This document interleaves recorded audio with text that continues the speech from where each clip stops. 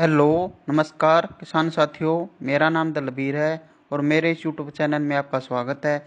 मेरे इस YouTube channel का नाम इंडियन टेक्निकल फार्मिंग है और आज मैं आपके लिए एक खेती से जुड़ी नई वीडियो लेकर आया हूं। इस वीडियो में आज मैं आपको बताता हूं कि ग्वार की खेती किस तरीके से करें जिससे हमें ज़्यादा से ज़्यादा इनकम प्राप्त हो। ग्वार की खेती के लिए उपयुक्त समय कौन सा है, ग्वार की खेती के लिए फसल चक्र अपनाना क्यों जरूरी है, ग्वार की खेती के लिए कौन सा बीज का चुनाव करें, कौन कौन सी इसकी उन्नत किस्में हैं, किस तरह में बीज का उपचार करना है और इसके लिए हमें बीज की मात्रा की कितनी जरूरत पड़ेगी। इसकी खेती सिंचित तथा असिंचित क्षेत्रों में की जाती है। ग्वार की खेती के लिए जल प्रबंधन का होना बहुत जरूरी है और इसमें कीट प्रबंधन व रोग प्रबंधन भी बहुत ज़रूरी है। इसके बाद हम इसकी कटाई व कटाई करते हैं।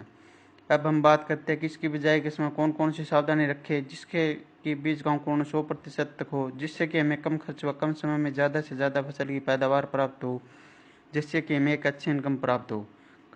इस वीडियो को अंत तक जरूर देखें ताकि आपको खेती से जुड़ी सभी जानकारी प्राप्त हो। अगर आप चैनल पर नए हो तो इस वीडियो को लाइक, शेयर और चैनल को सब्सक्राइब जरूर करें ताकि अन्य किसानों को जानकारी प्राप्त हो अगर आप और आने वाली वीडियो की नोटिफिकेशन आपको मिलती रहे। चलो चलिए वीडियो को स्टार्ट करते हैं।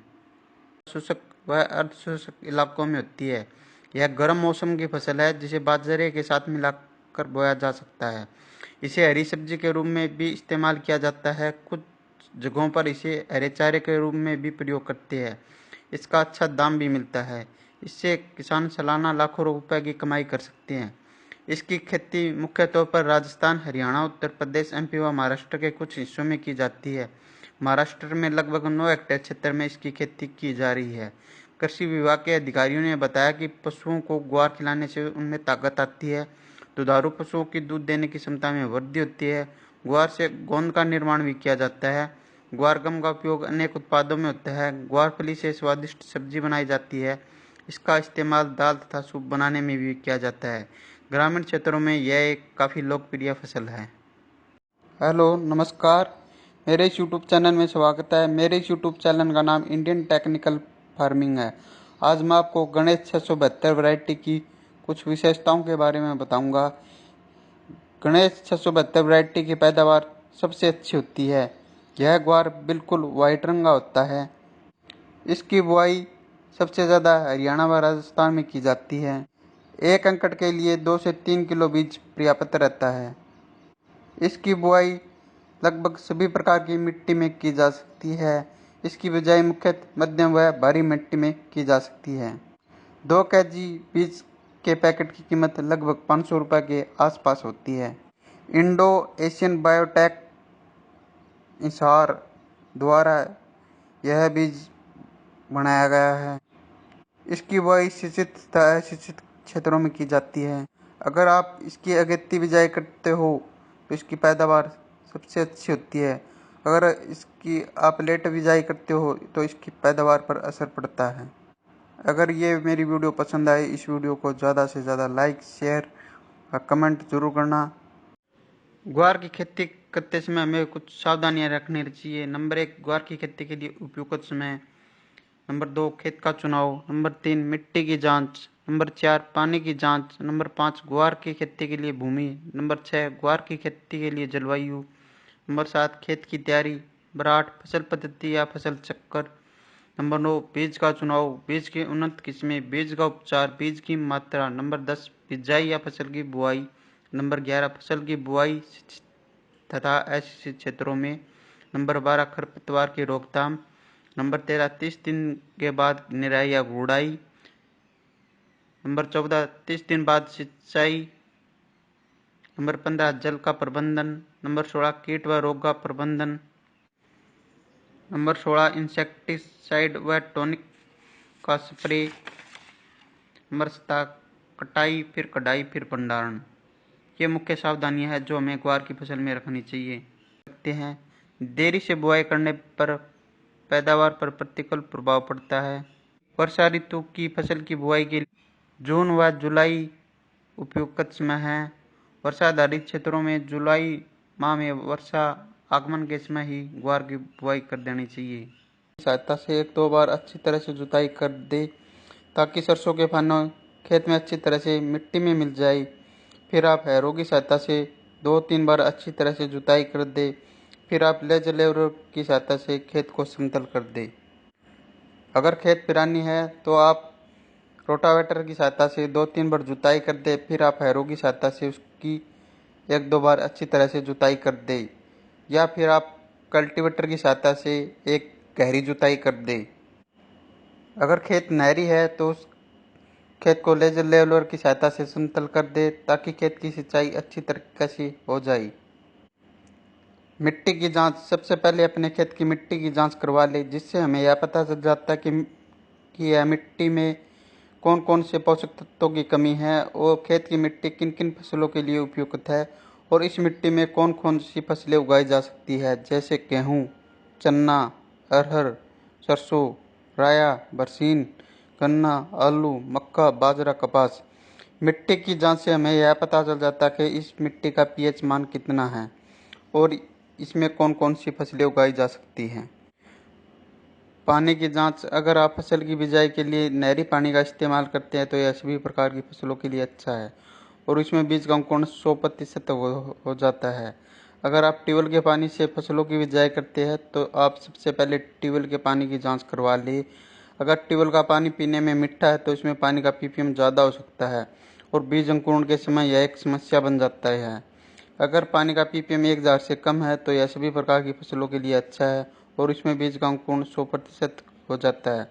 अगर पानी का पीपीएम 1000 से ज़्यादा है तो इसमें बीज का अंकुरण सही तरीके से नहीं हो पाता है, इसलिए पानी की जांच करवाना बहुत ज़रूरी है। ग्वार की फसल में हमें ट्यूबवेल के पानी का इस्तेमाल नहीं करना चाहिए क्योंकि इससे ग्वार की फसल अच्छी नहीं होती है। अगर सिंचाई के लिए जरूरत पड़े तो हमें नहरी पानी का ही इस्तेमाल करना चाहिए। खेत की तैयारी व गोबर की खाद, अगर आप खेत में गोबर की खाद का इस्तेमाल करते हैं तो 8 से 10 टोली 1 एकड़ के लिए पर्याप्त रहती है। गोबर की खाद जमीन में अच्छी तरह बिखेर कर जमीन को समतल कर देना चाहिए। मिट्टी पलटने वाले हल या डिस्क हैरो से क्रॉस जुताई कर पट्टा लगा देना चाहिए। इसके उपरांत एक कल्टीवेटर से जुताई पर्याप्त रहता है जिसमें मृदा नमी संरक्षित रहे। जुलाई जून के द्वितीय पखवाड़े में ही करनी चाहिए। इस प्रकार तैयार खेत में खरपतवार कम पनपते हैं। ग्वार फसल के लिए जलवायु, ग्वार एक सूखा सहन करने वाली व गर्म जलवायु की फसल है। यह उन क्षेत्रों में आसानी से उगाया जा सकती है जहाँ पर औसत वार्षिक वर्षा 30 से 40 सेंटीमीटर तक होती हो। बीजों के अंकुरण व जड़ों के विकास के लिए 25 से 300 सेंटीमीटर के नीचे तापमान उपयुक्त होता है। ग्वार एक प्रकाश संवेदनशील फसल है, अतः इस फसल में फूल व फलियों का निर्माण केवल खरीफ के मौसम में ही होता है। अत्यधिक बारिश, बरसात व ठंड को यह सहन नहीं कर पाती है। जिन क्षेत्रों में अत्यधिक गर्मी पड़ती है परंतु सिंचाई की सुविधा उपलब्ध है, वहाँ पर ग्वार की खेती से भरपूर पैदावार ली जा सकती है। शुष्क और अशुष्क दोनों दशाओं में इसकी खेती आसानी से की जा सकती है। ग्वार एक उष्ण कटिबंधीय फसल है जो 18 से 30 डिग्री सेल्सियस के औसत तापमान पर पकती है। खरीफ की गर्म और आर्द्र जलवायु के कारण पेड़ों की वृद्धि बहुत अच्छी होती है। सर्दी के मौसम में इन फसलों की खेती लाभदायक नहीं होती है। यह फसल सभी प्रकार की मिट्टी में उगाई जा सकती है। अच्छे जल निकास वाली मध्यम से भारी मिट्टी में फसल अच्छी तरह से बढ़ती है।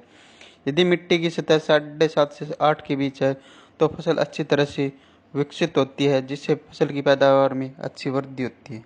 फसल पद्धति या फसल चक्र, फसल चक्र को क्रॉप रोटेशन के नाम से भी जाना जाता है। किसी निश्चित भूमि में निश्चित समय वाली फसलों को लगातार अदल बदल कर बोना ही फसल चक्र कहलाता है। फसल चक्र का मुख्य उद्देश्य है किसी भी तरह के पौधे के लिए भूमि में मौजूद पोषक तत्वों के सदुपयोग से भूमि की भौतिक और जैविक स्थिति में संतुलन बनाए रखना होता है। लगातार फसल चक्र अपनाने से किसान भाई को फसल में आने वाली कई तरह की परेशानियों से छुटकारा मिलता है। फसल चक्र का इस्तेमाल कर किसान भाई अपनी भूमि से लगातार अच्छी फसल ले सकते हैं और इसके अपनाने से खेत की उर्वरकता भी बनी रहती है। जबकि एक ही फसल को लगातार उगाने से किसान भाइयों को फसल की कम उपज मिलती है और एक ही फसल को खेत में लगातार लगाने से मिट्टी में बीज जनित और मृदा जनित रोग भी बढ़ जाते हैं, जिसके कारण भूमि में विषैले गुण आ जाते हैं। भूमि के अंदर विषैले गुण उत्पन्न हो जाने पर भूमि में पाई जाने वाली छोटे उपयोगी मित्र कीट नष्ट हो जाते हैं और भूमि धीरे धीरे बंजर रूप धारण करने लगती है। फसल चक्र के फायदे। फसल चक्र के अपनाने से भूमि की उर्वरक शक्ति बनी रहती है। फसल चक्र के अपनाने से भूमि में अम्लीय और क्षारीय गुण, पोषक तत्व और जैविक पदार्थों की मात्रा संतुलित रहती है। फसल चक्र के अपनाने से फसल में कई तरह के कीट और बीज जनित रोग नहीं लगते हैं। इसके अपनाने से फसलों में पैदावार अधिक मात्रा में प्राप्त होती है, जिसकी गुणवत्ता भी अच्छी पाई जाती है। भूमि में फसल चक्र अपनाने से रासायनिक उर्वरक कम मात्रा में इस्तेमाल किए जाते हैं, जिससे मिट्टी दूषित होने से बचती है। फसल चक्र अपनाने से फसलों में रोग भी काफ़ी कम ही देखने को मिलते हैं, जिसकी वजह से किसान भाइयों द्वारा रासायनिक दवाओं पर किया जाने वाला खर्च भी कम हो जाता है। फसल चक्र के दौरान फली वाली फसलों के बोने पर खेत में नाइट्रोजन की पूर्ति बनी रहती है। फसल चक्र अपनाने से खेत में खरपतवार में कमी देखने को मिलती है, क्योंकि फसल चक्र के दौरान अधिक गुड़ाई वाले फसलों को बोने पर खेत में खरपतवार नष्ट हो जाते हैं। अधिक पोषण तत्व ग्रहण करने वाली फसलों की खेती के बाद खेत को एक बार खाली छोड़ देना चाहिए। किसी भी विशेष रोग के लगने पर उस फसल को लगातार खेत में नहीं उगाना चाहिए। जिन फसलों की जड़ें अधिक गहराई में जाती है, उन फसलों के बाद जिन फसलों की जड़ें कम गहराई में जाती है, उन्हें उगाना चाहिए। अनाज फसलों को उगाने के बाद 2 से 3 साल में एक बार दलहनी फसल को जरूर उगाना चाहिए। अधिक गुड़ाई वाली फसलों के बाद कम गुड़ाई की जरूरत वाली फसलों को उगाना चाहिए। अधिक सिंचाई वाली धान जैसी फसलों के बाद कम सिंचाई वाली जरूरत की फसलों को उगाना चाहिए। अधिक उर्वरक लेने वाली फसलों के बाद जिन फसलों की उर्वरक की काफ़ी कम आवश्यकता होती है, उन्हें उगाना चाहिए। इस प्रकार हमें फसल चक्र अपनाना चाहिए। बीज का चुनाव। हमें एक ऐसी वैरायटी का चुनाव करना होता है जो वैरायटी अच्छा उत्पादन देती हो, जिसका उत्पादन ज़्यादा से ज़्यादा होता हो और जिसकी मार्केट में बहुत ज़्यादा मांग हो और उसका भाव भी अच्छा हो, क्योंकि एक बढ़िया क्वालिटी का बीज ही हमें एक अच्छा उत्पादन और मुनाफा दे सकता है। बीज की उन्नत किस्में। ग्वार की उन्नत किस्में। बाजार में ग्वार की कई उन्नत किस्में देखने को मिल जाती है, जिन्हें चारे, दाने और हरी फलियों के आधार पर 3 भागों में बांटा गया है। उन्नत किस्में इस प्रकार है। दानों के लिए उन्नत किस्में अज्जी 365, अज्जी 563, 220। हरी फलियों हेतु उन्नत किस्में IC 1318, M83, पूसा मौसमी। हरे चारे के लिए उन्नत किस्में ये मुख्यतः हरे चारे के लिए उपयोग की जाती है। बुंदेल ग्वार 3, ग्वार क्रांति, बुंदेल ग्वार 2, गोरा 80, बुंदेल ग्वार 1। अगर आप पैदावार के लिए उपयोग करते हो तो दाने वाली उन्नत किस्मों का ही चुनाव करना चाहिए। अगर आप हरे चारे के लिए उपयोग करते हो तो हरे चारे वाली उन्नत किस्मों का उपयोग करना चाहिए। अगर आप फलियों के लिए उपयोग करते हो तो हरी फलियों वाली उन्नत किस्मों का चुनाव करना चाहिए। ग्वार के बीजों की मात्रा व बीज उपचार। यदि आप ग्वार की फसल दानों और हरी फलियों के लिए करना चाहते हैं तो 1 एकड़ के लिए दाने की फसल के लिए 5 से 6 किलो बीज पर्याप्त रहता है और हरी खाद फसल में 15 से 16 किलो प्रति एकड़ बीज की जरूरत होती है। इसके अलावा आप हरे चारे के लिए फसल का उपयोग करना चाहते हैं तो 16 से 17 किलो बीज प्रति एकड़ की जरूरत होती है। इन बीजों को खेत में लगाने से पहले उन्हें कैप्टन या बायोस्टिन की उचित मात्रा में उपचारित कर लिए, ताकि बीजों को आरंभ में फफूंद या फंगस जैसे रोग न लगे। पौधे में जड़ों के अधिक मात्रा में गांठ पैदा करने के लिए जीवाणु रोधक राइजोबियम उर्वरक से उपचारित कर लेना चाहिए। 1 हेक्टेयर के खेत में 200 ग्राम की मात्रा वाली 2 पैकेट वार जीवाणु रोधक की जरूरत होती है। सबसे पहले हम FIR यानी सबसे पहले हम फंगिसाइड से बीज को उपचारित करते हैं, फिर इंसेक्टिसाइड से बीज को उपचारित करते हैं, फिर राइजोबियम कल्चर से हम उपचारित करते हैं। फंगिसाइड को उपचार करने का मुख्य उद्देश्य फंगस की बीमारियों की रोकथाम के लिए किया जाता है और इंसेक्टिसाइड दवाओं से उपचारित करने का मुख्य उद्देश्य दीमक जैसी रोकथाम के लिए किया जाता है और राइजोबियम कल्चर का उपयोग खेत में जीवाणुओं की संख्या बढ़ाने के लिए उपयोग किया जाता है, जिससे खेत में जीवाणुओं की संख्या बढ़ जाए, जिससे कि एक अच्छी फसल प्राप्त हो। ग्वार फसल में खाद एवं उर्वरक। ग्वार दलहनी फसल होने के कारण नाइट्रोजन की कुछ आपूर्ति वातावरण की नाइट्रोजन को जड़ों में उपस्थित कांटों द्वारा एकत्रित की ली जाती है। लेकिन फसल की प्रारंभिक अवस्था में पोषक तत्वों की पूर्ति के लिए 20 किलो नाइट्रोजन व 40 किलो फास्फोरस प्रति हेक्टेयर पर्याप्त रहता है। संपूर्ण नाइट्रोजन और फास्फोरस की मात्रा बुआई के समय खेत में डाल देनी चाहिए। इसके अतिरिक्त ग्वार की बिजाई को बुआई से पहले राइजोबियम कल्चर की 600 ग्राम मात्रा को 1 लीटर पानी व 250 ग्राम गुड़ के घोल में 15 किलोग्राम बीज को उपचारित कर छाया में सुखाकर बोना लाभदायक रहता है। खेत की तैयारी के समय 5 टन गोबर या कंपोस्ट खाद या 2-3 वर्ष में एक बार अवश्य प्रयोग से पहले मिट्टी की जांच करवा लेनी चाहिए। ग्वार की बुआई की विधि। अधिक पैदावार के लिए ग्वार की बुआई हमेशा पंक्तियों में करें। बुआई हल्के कुंडों में अथवा सीड ड्रिल की सहायता से करें। कूड़ों में पौधों की जड़ों के पास वर्षा जल से भी अधिक संग्रहित होता है, जिससे पैदावार अधिक मिलती है और फसल की देखभाल करने में भी आसानी रहती है। ग्वार की बुआई पंक्ति से पंक्ति की दूरी 45 से 50 सेंटीमीटर तथा पौधे से पौधे की दूरी 10 से 15 सेंटीमीटर करनी चाहिए। गहराई 4 से 5 सेंटीमीटर पर करनी चाहिए। बुआई के समय भूमि में पर्याप्त मात्रा में नमी होनी चाहिए, जिससे बीज का जमाव शीघ्र व पर्याप्त मात्रा में हो सके। अगर आपने नहरी क्षेत्र में बिजाई की है तो आप इसकी मेड बना दें। फिर आप इसमें खरपतवार नियंत्रण के लिए पेंडामेलिथियान 30% EC का 500 मिलीमीटर को 250 लीटर पानी में मिलाकर इसका छिड़काव कर दे, जिससे कि खेत में खरपतवार नहीं उगे। खरपतवार नियंत्रण। ग्वार की फसलों को खरपतवारों से पूर्णतः मुक्त रखना चाहिए। सामान्यतः फसल बुआई के 15 से 20 दिन बाद कई तरह के खरपतवार निकल जाते हैं, जिसमें जंगली जूट, जंगली चरी व दूब घास प्रमुख है। ग्वार की फसल में समय समय पर निराई गुड़ाई करके खरपतवारों को निकालता रहना चाहिए। इससे पौधे की जड़ों का विकास भी अच्छा होता है और जड़ों में वायु संचार भी बढ़ता है। दाने वाली फसल में बैसालीन 1 किलो प्रति हेक्टेयर की दर से खेत में बुआई से पूर्व मृदा की ऊपरी 8 से 10 सेंटीमीटर से सतह पर छिड़काव कर। बिजाई के 30 दिन बाद खेत में खरपतवार उग जाते हैं। जिस खरपतवार उगने के बाद हमें उसकी निराई या गुड़ाई हाथ से ही कर देनी चाहिए। निराई व गुड़ाई करने के बाद अगर खेत की सिंचाई करनी है तो 30 दिन बाद हम खेत की सिंचाई कर सकते हैं। जल प्रबंधन। अगर खेत में पानी का भराव ज़्यादा हो सकता है तो हमें उसका जल निकासी का प्रबंध करना चाहिए, क्योंकि ग्वार की फसलों में ज़्यादा पानी की जरूरत नहीं होती है।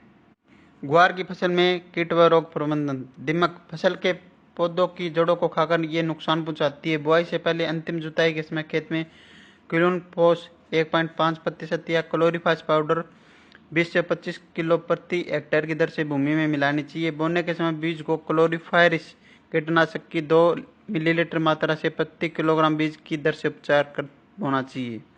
नंबर 2, कातरा। इस कीट की लट प्रारंभिक अवस्था में फसल के पौधों को खाकर नुकसान पहुंचाती है। इसके नियंत्रण के लिए खेत के आसपास सफाई रहनी चाहिए तथा खेत में प्रकोप होने पर मिथाइल पैराथियोन या क्विनोलोन फास 1.5% चूर्ण की 20 से 25 किलोग्राम मात्रा प्रति हेक्टेयर की दर से बुरकनी चाहिए। मोइला। यह कीट पौधे के कोमल भागों का रस सूखकर फसलों को हानि पहुंचाते हैं। इसके नियंत्रण हेतु मोनोक्रोटोफास आधा लीटर मात्रा को 500 लीटर पानी के घोल में मिलाकर छिड़काव कर देना चाहिए। सफेद मक्खी एवं एरातेला। इन कीटों के नियंत्रण के लिए ट्राइजोफोस या मेलाथियान की 1 लीटर मात्रा को पानी में घोल बनाकर प्रति हेक्टेयर की दर से छिड़काव करना चाहिए। Bacterial blight. यह ग्वार की बहुत हानिकारक बीमारी है। इस बीमारी के ऊपर गोल आकार के धब्बे बनते हैं। इस बीमारी के नियंत्रण हेतु रोगरोधी किस्मों का उगाना चाहिए। बीज को 2 ग्राम स्ट्रेप्टोसाइक्लिन से प्रति किलो बीज की दर से उपचारित कर बोना चाहिए।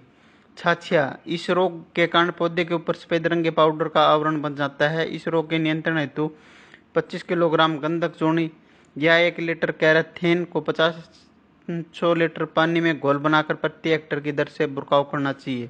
जड़ गलन। यह बीमारी भूमि में पैदा हुई फफूंद के कारण फैलती है। इस बीमारी के कारण पौधे अचानक मर जाते हैं। बुआई के 30 से 40 दिनों बाद खेत में फुटाव, बढ़वार और फूलों की संख्या में जबरदस्त वृद्धि करने के लिए हमें प्लानोफिक्स व कल्टार जैसे टॉनिक का इस्तेमाल करना चाहिए। इसका उपयोग करने से फूलों की संख्या में जबरदस्त वृद्धि होती है, फलियों की संख्या ज़्यादा से ज़्यादा बनती है, फूल झड़ते नहीं है। 15 से 20 दिनों के अंतराल में हमें 2 से 3 स्प्रे करने चाहिए। चिप्पा व एरातेला की रोकथाम के लिए हम मोनोक्रोटोफास या इमिडाक्लोप्रिड या टाटा का असाटाप जैसी दवाइयों का छिड़काव करना चाहिए। अन्य कीट व रोग की रोकथाम के लिए आप अपने नज़दीकी डॉक्टर से भी संपर्क कर सकते हैं। इसके बाद जैसे ही पैदावार या फसल की कटाई शुरू हो, इसके बाद हमें इस फसल की कटाई कर लेनी चाहिए। इसके बाद हम इसकी धूप में सुखा लेना चाहिए। इसके बाद हमें इसकी कटाई कर लेनी चाहिए। कटाई करने के बाद हमें इस फसल का भंडारण कर देना चाहिए। अगर आपको ये मेरी वीडियो पसंद आए तो इस वीडियो को ज़्यादा से ज़्यादा like, share, Indian technical farming को